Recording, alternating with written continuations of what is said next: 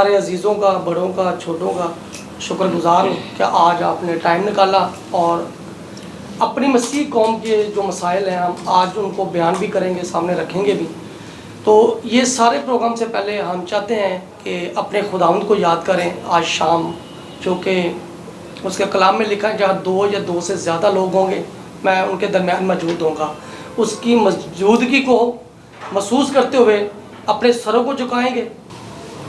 आए खुदावंद की हजूरी को महसूस करें।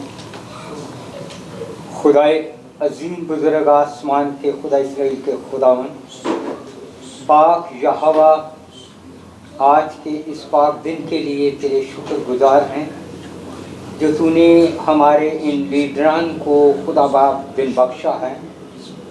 इनको अक्ल, फहम और दानश से मामूर कर, ताकि खुदाए कदूस ये जो मसीही कौम पाकिस्तान के अंदर है वो मुल्क की सलामती के लिए अफवाज पाकिस्तान और तमाम अदारों के लिए ऐसी मिसाल पैदा करे ताकि खुदा बाप तेरा जलाल ज़ाहिर हो और कौम मुल्क की ईमानदारी के साथ खिदमत करने के लिए कोशा रहें।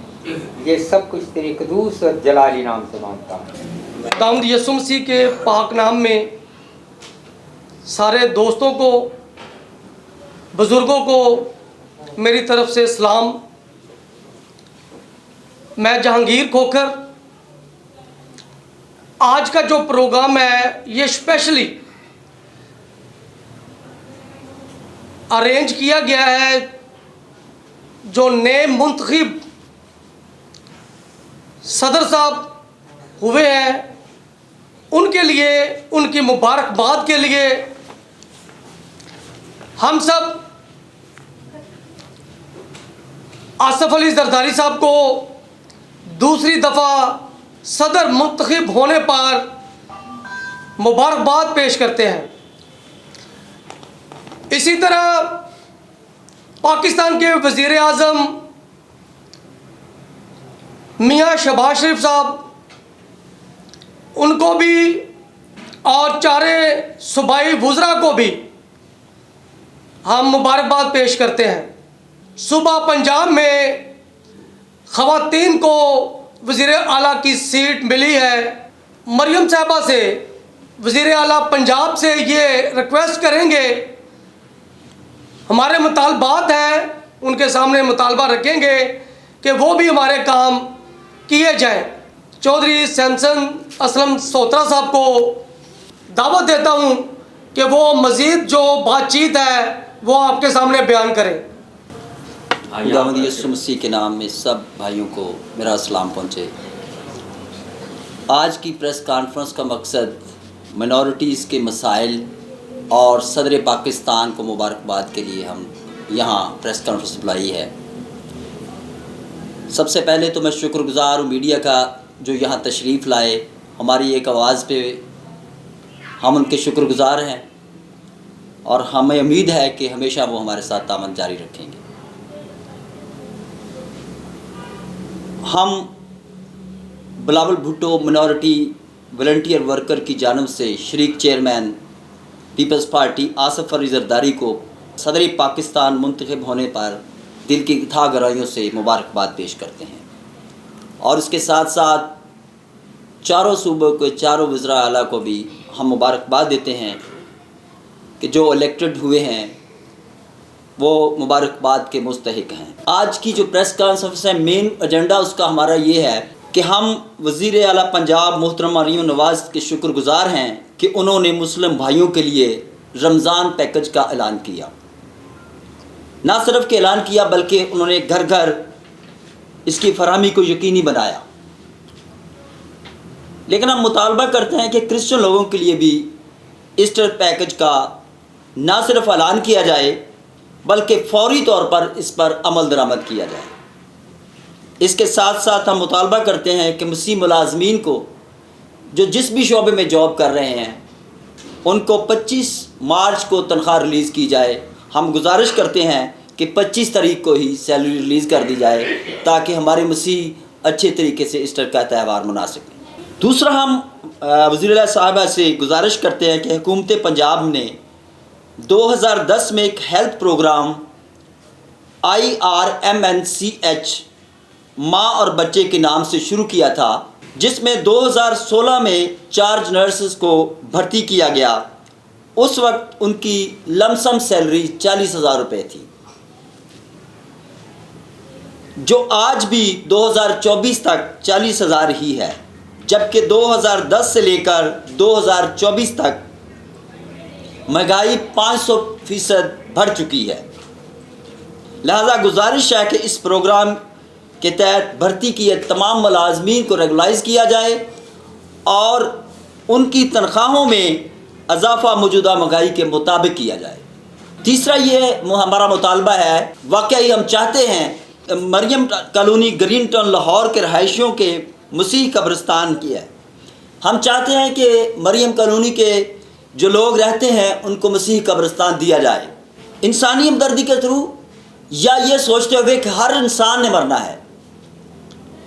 इसलिए हमारे क्रिश्चियन लोगों की कोई बहुत बड़ी डिमांड नहीं है, वो सिर्फ डिमांड कर रहे हैं कि हमें कब्रिस्तान दिया जाए, और वो भी घर के करीब तरीन दिया जाए, उस आबादी के करीब तरीन दिया जाए, क्योंकि वहाँ पर आबादी के लिहाज से देखा जाए तो 40,000 लोगों की आबादी पर मुश्तमल ये मरियम कॉलोनी है। तो हम इस पर ज़ोर देते हैं कि फौरी तौर पर वज़ीर आला साहब इस पर ऑर्डर करें, ताकि हमारे मसीही लोगों के लिए ये आसानी पैदा हो। अगर कुछ सवाल करना चाहता तो मुझसे। अच्छा, माँ और बच्चे की बात की है आपने जी। ये प्रोजेक्ट तो यास्मीन राशिदा ने भी, जो पीटीआई की हेल्थ मिनिस्टर रही हैं, जी जी, उन्होंने उसके ऊपर काम भी किया है और भर्ती भी की है। जी जी। तो आप क्या समझते हैं कि वो जो स्टाफे भर्ती की गई उनका मुतालबा है कि अदारे को बनाने का मुतालबा? जी, इस पे 2 मुतालबे हमारे। हाँ जी। पहला तो अदारे को बनाया उन्होंने। यास्मीन राशिद साहबा ने इस पे वर्क किया, जी जी। लेकिन उन्होंने इस अदारे को रेगुलाइज नहीं किया। अच्छा।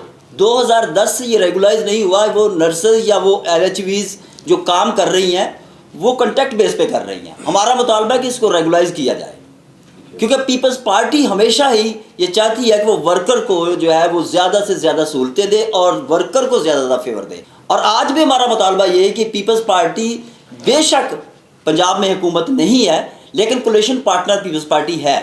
तो हम ये मुतालबा करते हैं कि 100% नहीं तो कम से कम 50% तो इजाफा किया जाए। और जो नर्सेस की बात है, वो नर्सेस की 40,000 सैलरी 2016 में थी, आज 2024 चल रहा है, 10 साल में उसमें एक पैसा भी इजाफा नहीं किया गया। तो हमारा मुतालबा है कि उसको रेगुलाइज भी किया जाए और उसके साथ साथ उस पर जो है वो उनकी सैलरी को बढ़ाया जाए। अच्छा, रमज़ान पैकेज की बात करते हैं तो इसमें तो क्रिश्चियन कम्युनिटी के भी नाम आ गए हैं, उनको भी मिले राशन? हाँ जी, क्रिश्चियन कम्युनिटी के नाम इसमें नहीं आए हैं, क्योंकि चंद एक लोगों को मिला है, वो जो बेनज़ीर इनके स्पोर्ट प्रोग्राम में है। अच्छा, ठीक है, और उनको सिर्फ मिला है, वो भी चंद एक है। अच्छा, LWMC की लेटर तो जारी हो गया हुआ है? टोटली कह रहा हूँ, पंजाब के अंदर जो भी क्रिश्चियन स्टाफ, LWMC की तो लेटर जारी हो गया हुआ है? LWMC 27 तारीख का लेटर जारी हाँ है, जी। लेकिन हम 25 को जा रहे हैं। अच्छा, वॉलंटियरली आप काम करना शुरू कर दिया है जी। जो पहले कबीना थी जी। पंजाब के अंदर, उनका क्या बना? वो चेहरे नजर नहीं आ रहे, नए चेहरे नजर वो ऐसा है कि हम ये जो पीपल्स पार्टी के जो पंजाब के अंदर सिस्टम था, जो कबीना थी, वो तोड़ दी गई है। अच्छा, अब ना कोई पंजाब का प्रेसिडेंट है, ना कोई इसका कोई लेटर इशू हुआ है? इसका लेटर जो दोबारा अभी इशू हुआ है, नोटिफिकेशन हुआ है, वो नदीम अफजल चंद का, वो हमारे पास मौजूद है। उन्होंने पुरानी कबीना सारी, पुरानी कबीना जो है वो ख़त्म कर देगी और नई कबीना जो है ना वो बना दी गई। तो वैसे भी हम किसी ओहदे पे काम नहीं कर रहे, हम वॉलंटियर ही कर रहे हैं। ठीक है। अगर कोई पीपल्स पार्टी उनको ओहदे देती भी तो हमारा उससे कोई तल्लुक नहीं है, कोई भी आए। यानी कि आप पीपल्स पार्टी की मुशावरत, चेयरमैन साहब की मुशावरत से ये काम कर रहे हैं? नहीं, हम इंडिपेंडेंट कर रहे हैं। अच्छा, लेकिन उनके कुछ लोग हमारे साथ शामिल हैं, लेकिन हम इंडिपेंडेंट कर रहे हैं, हम वॉलंटियर कर रहे हैं।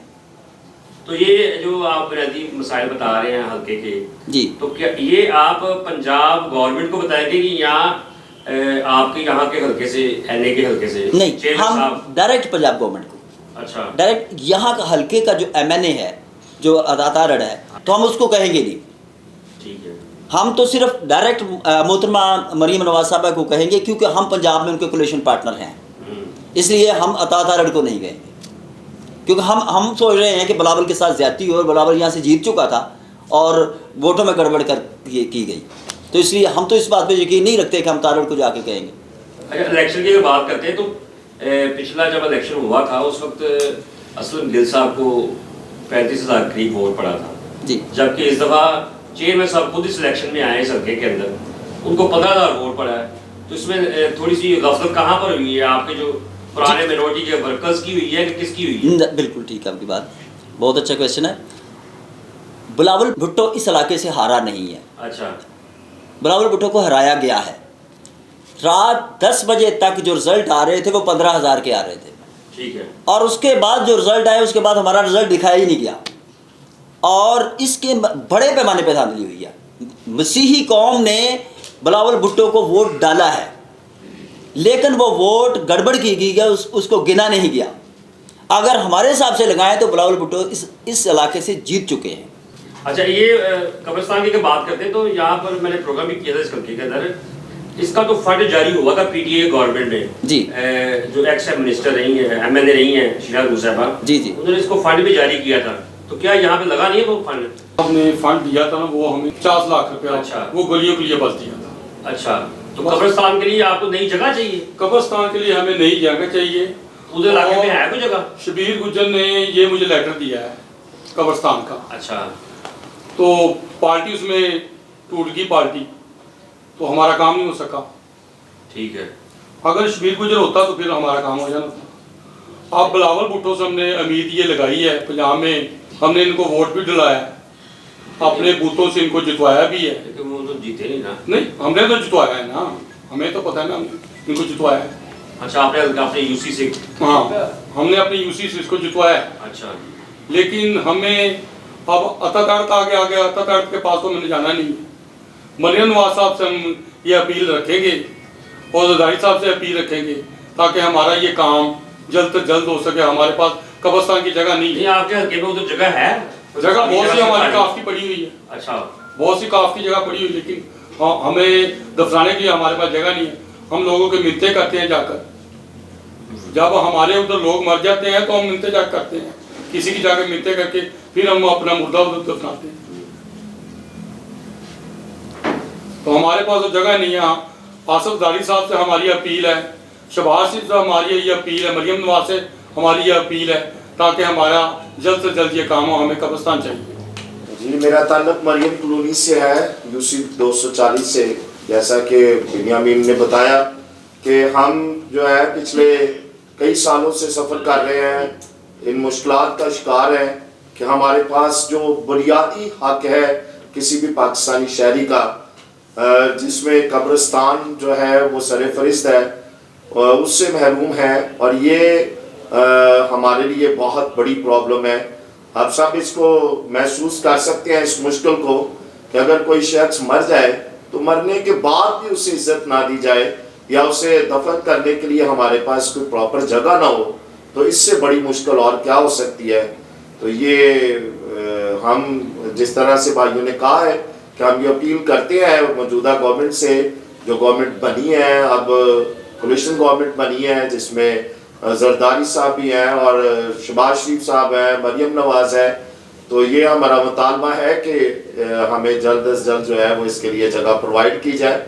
और हम इस मुल्क के शहरी हैं और हम अपनी वफादारी से जो है वो अपने और अपने इलाके के जितने लोग मसीही लोग हैं, हमने उनका वोट जो है वो कास्ट करवाया है। हमने जो है दुआएं की इसके लिए कि जो है मुल्क में जो है ये अफरा तफरी का माहौल ये ख़त्म हो और गवर्नमेंट बने, और फिर गवर्नमेंट से हम अपील करेंगे। तो अब ये गवर्नमेंट बन चुकी है, तो हम ये अपील करते हैं कि हमें जो है वो कब्रिस्तान के लिए जगह दी जाए। और बहुत सी जगह हमने देखी भी है, हमारे इलाके में काफ की भी जगह पड़ी हुई है, ऐसी जगह मौजूद है कि जिन पे कब्रिस्तान बन सकता है। बस हमें तवज्जो चाहिए मौजूदा गवर्नमेंट की, को इस पर तवज्जो करे और हमें जो है इसके लिए जगह प्रोवाइड। ऐसा आगे समझते हैं कितने यूसी हैं या कितनी आबादी है जहाँ पर जरूरत है कब्रिस्तान? यहाँ ग्रीन टाउन में एक बड़ी आबादी है मसीहों की। अगर हम इसको थोड़ा सा स्टडी करें तो हमें पता चलेगा कि योहानाबाद के बाद लाहौर के अंदर अगर कोई बड़ी आबादी है मसीहों की तो वो ग्रीन टाउन है। और वहाँ पे कोई 10 से 12 ऐसी बस्तियाँ हैं जो मसीहों की हैं। और उनके पास कब्रिस्तान नहीं है। मरियम कॉलोनी और मरियम कॉलोनी से पीछे जो है वो अगर हम चले जाए थोड़ा सा सर्वे करें तो वहाँ पे 7-8 ऐसी वादियाँ हैं जिनके पास अपना कब्रिस्तान नहीं है। ग्रीन टाउन में एक मसीही कब्रिस्तान है जो कि कीर कलां के इलाका में आता है, और क्रिश्चियन कॉलोनी और कीर कलां के जो लोग हैं वो उनका ये दावा है कि ये कब्रिस्तान जो है ये सिर्फ हमारे, क्योंकि उसमें इतनी जगह नहीं रही कि सारी बस्तियां वहाँ पे मुर्दों को दफना सके, तो वहाँ पे वो ये समझते हैं कि अब उनके पास इतनी जगह है कि क्रिश्चियन कॉलोनी के और कीर कलां के लोग जो हैं वो सिर्फ उनके लिए ही ये जगह काफ़ी है। तो इसलिए बाकी जो जितनी बस्तियां हैं वो उनको वहाँ पर मुर्दे दफन करने नहीं देते कि वो अपनी एफर्ट से नया कब्रिस्तान हासिल करें, क्योंकि अब यहाँ पर इतनी जगह नहीं रही। चंद सालों में जो जगह है अगर इसी तरह से रहा तो वो भी ख़त्म हो जाएगी, तो ये सबके लिए बड़ा मसला बन जाएगा। तो इसलिए वो अब बाकी बस्तियां जो हैं वो उनको मुर्दे वहाँ दफन करना नहीं देते। ये 10 से 12 आबादियाँ हैं क्रिश्चियन कम्युनिटी। जी जी, वहाँ पे आबादियाँ हैं जिनके पास ये कब्रिस्तान नहीं है। कब्रिस्तान से और ये हम पिछले कई सालों से पीटीआई की गवर्नमेंट में भी हमने इसके लिए खासी एफर्ट की, हमने अपना वोट उनको दिया कि हमारा ये मसला हल हो। उस वक्त भी नहीं हो सका, उन्होंने यकीन दहानी करवाई मगर ऐसा नहीं हो सका। और इस दफ़ा हमने पीपल पार्टी को सपोर्ट किया है इस हल्का 127 में, और हमने अपनी यूसीओ से जतवाया भी है, जैसा कि अभी बात की गई कि ये हरे नहीं है, उन्हें हरवाया गया है। तो ये तो चले, जो कुछ भी हुआ गवर्नमेंट बन गई, हम चाहते हैं कि अब इस पर गौर किया जाए और हमें कब्रिस्तान दिया जाए। और एक और बड़ा मसला है और इसी तरह का ही है कि हमारे मरियम कॉलोनी के अंदर पानी जो है, पहली बार तो पानी आता ही नहीं वहाँ पे, और तकरीबन आधा से ज़्यादा हिस्सा मरियम कॉलोनी का जो है वहाँ पे पानी बिल्कुल भी नहीं आ रहा, और पिछले 1 साल से ये मसला है। और हमने पिछली गवर्नमेंट को भी एफर्ट किया और वहाँ पे ट्यूबवेल लग गया है, मोटर लगी है और वहाँ पे तैयारी हो गई है, मगर एक मसला है अभी कि वहाँ पर खंबे लगने और जो ट्रांसफार्मर रखा जाए तो वो ट्यूबवेल चल सकता है। मगर पिछले 6 माह से हम इसके लिए एफर्ट कर रही है। हमने वापटा में भी जाकर इसके डिमांड नोटिस के लिए अपील की, डिमांड नोटिस भी बनवाया, अब वो भी हो चुका है, मगर अभी तक वहाँ पे जो है वो ट्रांसफार्मर नहीं लग सका, जिसकी वजह से मरियम कॉलोनी जो है वो साफ पानी से महरूम है और उन्हें दूर दराज जाकर पानी जो है वो पीने के लिए भी बाहर से लाना पड़ता है, और इसके साथ साथ जो है वहाँ पे घरों में इस्तेमाल करने के लिए भी पानी मौजूद नहीं है और पानी आता ही नहीं है। जो ट्यूबवेल पहले के लगे हुए हैं वो ट्यूबवेल जो है वो दूर ट्यूबवेल होने की वजह से पानी जो है वो मरियम कॉलोनी तक पहुँच ही नहीं पाता, जिसकी वजह से आज वो कॉलोनी जो है वो पानी से भी महरूम है। अच्छा, ये आखिरी क्वेश्चन है कि आप फाउंडर टीम के लीडर हैं, ये वॉलंटियर्स के, कितनी टीम इकट्ठी कर ली है अभी तक? देखिए, हमें हार्डली 1 महीना हुआ है। अच्छा। जब इस इलाके में इलेक्शन चल रहा था जी जी, तो उसके बाद हमने इलेक्शन ख़त्म होने के बाद जब बिलावल भुट्टो ये सीट हारे तो नहीं, हरा दिया गया, तो हमने दोस्तों ने मिलकर प्रोग्राम बनाया कि हम ना तो सदर का ओहदा हमें चाहिए, ना जनरल सेक्रेटरी का ओहदा चाहिए, हम एज ए वॉलंटियर ही पीपल्स पार्टी को प्रमोट करेंगे। ठीक है। तो इस जो है वो हम कोशिश में है कि अब ज़्यादा से ज़्यादा लोगों को साथ अभी मिलाया तक जाए। कितने हो चुके हैं? कोई तादाद अभी तक नहीं सामने आई? इसमें अभी कह सकते हैं कि 100 में है, हज़ारों में नहीं है अभी। एक्चुअली मसला है, मैं 1 to 7 को देख रहा हूँ, सिर्फ हल्का 127 को ही देखूंगा, क्योंकि मुझे अभी उन्होंने बाउंड किया कि आप 127 से ना निकले। तो हमारा टारगेट जो है जे में साथ इलेक्शन लड़ा है जी, यानी 127 जहाँ से हमने इलेक्शन लड़ा बिलावल भुट्टो ने, हम उसी इलाके को टारगेट कर रहे हैं, और सेकंड हम बल्दियाती इलेक्शन को टारगेट कर रहे हैं। हमारा ये हम ये सोच के आए हैं कि आइंदा जब बल्दियाती इलेक्शन हो तो चेयरमैन मिनॉरिटी का हो, हर जिस यूसी में मिनॉरिटी की आबादी है उसमें वो चेयरमैन हो। जैसे जिस जगह पे हम बैठे हुए बाहर कॉलोनी में, या मिनॉरिटीज़ 17,000 वोट मिनॉरिटीज़ का है, यहाँ पे 2 यूसीओ में मिनॉरिटी का वोट ज़्यादा है। दो यूसीओ में, वहाँ हम चाहते हैं दोनों चेयरमैन हम चाहते हैं कि वो पीपल्स पार्टी की तरफ से हों और वो मिनॉरिटी के हों। ये आगे जाके हमारा मुतालबा होगा, और हम इसीलिए आए हैं मैदान में। ना हमारा कोई ये है कि हम इसमें प्रेसिडेंट बनेंगे या जनरल सेक्रेटरी बनेंगे, ऐसी कोई डिमांड नहीं है हमारी। आए हुए दोस्तों का, टीवी चैनल्स का शुक्रिया अदा करते हैं, क्योंकि आज हम मुख्तलिफ आबादियों से, यूसियों से बैठे हुए थे जो N 127 में आबाद थी। तो आज ये प्रेस कॉन्फ्रेंस करने के लिए हम इकट्ठा थे, अपने मुतालबात जो नई हुकूमत बनी है उनसे करवाने के लिए इकट्ठा हुए। तो हम पूरा उम्मीद है कि हमारी हुकूमतें जो बनी हैं, सदर बने हैं, वज़ीर आज़म बने हैं, वज़रा बने हैं, तो हमारी बात ज़रूर सुनी जाएगी।